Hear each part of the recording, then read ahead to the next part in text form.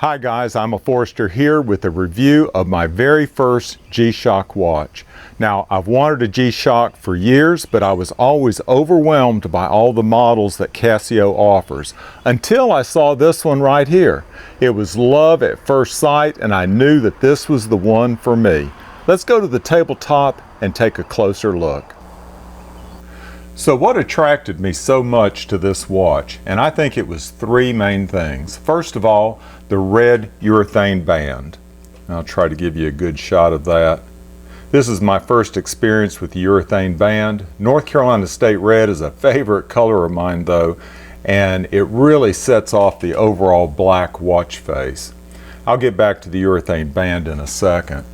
The second thing was the smaller size of the watch case. Now, I didn't know it at the time, but this G Steel series has a slimmer watch face by about 90%. Larger G-Shocks barely fit under button sleeves, but this one is just right. And the third thing is the clean watch face, and I'm going to try to zoom in to give you a closer shot of that. It's a blacked out face with white lettering. There's three readouts besides the watch hands. I have mine set for the month day on this side over here, the day of the week on the right, and then the seconds at the bottom. It also has a full auto LED light that makes reading the watch a cinch in any light. Now I wanted to show you the box that the watch came in and also the model number of the watch in case you want to buy it. And it's GST S300G 1A2CR, and 5525 is stamped on the back of the watch also. What came with the watch, of course, is the user's guide, and I really enjoy learning by reading the user's guide, as well as some warranty information, and basically this watch is warranted for 1 year from date of purchase. I'm going to zoom in a little bit so you can more clearly see the features that I'll be describing. And hopefully you'll be able to see it there. But many of the features of this watch are standard for G-Shocks. The mode button right here switches from timekeeping, which is where it is now, to world time. I have mine set on Chicago Central Time right now, to stopwatch, to timer, to alarm, and back to timekeeping mode. Now, I use all of these functions and they really come in handy. But instead of going over the functions, I'm going to use my time with you to tell you what I really love about this watch. And there's 7 things I want to cover in particular. The first thing is the urethane band. Now let me give you a better look at it. It's got some texture to it, as you can see. Got a clasp. It says G-Shock right there on the keeper. And this is the most comfortable band that I think I've ever had. You know, rubber bands stick at times, but not this one. It goes on and off with ease and it fits me very comfortably. I did wonder about the keeper, whether it was going to stay in place, but because of this ridge right there on the end of the band, the keeper has never moved. It stays right where I want it. Now the second thing I want to cover is the accuracy of the watch.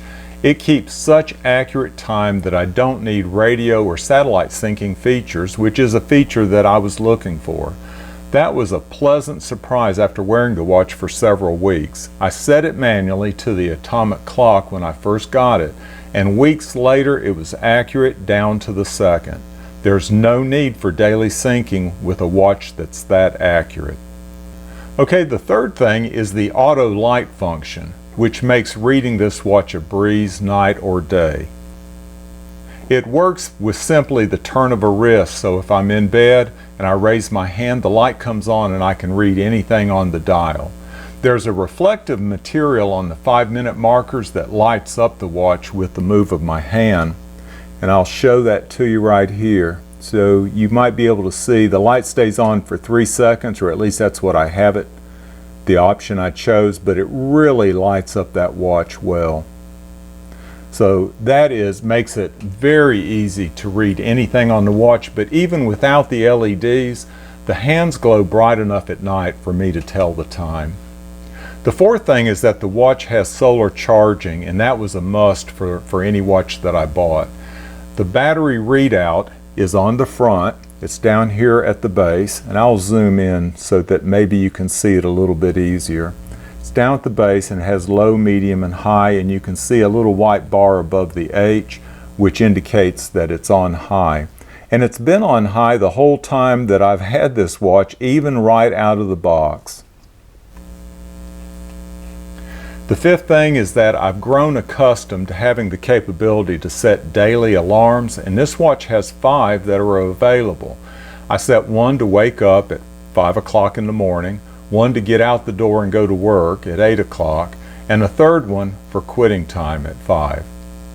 The sixth thing is a feature that will come in handy when I travel, and that's the ability to swap the home city, which right now is Columbia, South Carolina, with my world time setting. Right now my world time setting is set on Central Time, but when we travel to China to see our daughter, I can easily swap between Eastern Standard Time and China Time upon arrival. That'll be very handy. The last thing I want to mention is that with 3 readouts on the watch, there's a good chance that the hands might be in the way. Well, Casio came up with an easy fix for that problem with what they call a hand shift feature. So all you do, if the hands are in the way, is hold down the mode button for 3 seconds and the word hand comes up. So when you release it, they'll move around to the nearest position where both of them are out of the way. After you get through reading the watch, you just hold it down again and they move back into timekeeping mode. Guys, this has become my favorite watch. I still switch to other watches like my Sunday go-to-meeting Hamilton watch, but I eagerly look forward to getting back to my G-Shock. I'll put a link where you can pick up this watch in the description box below. And y'all take care.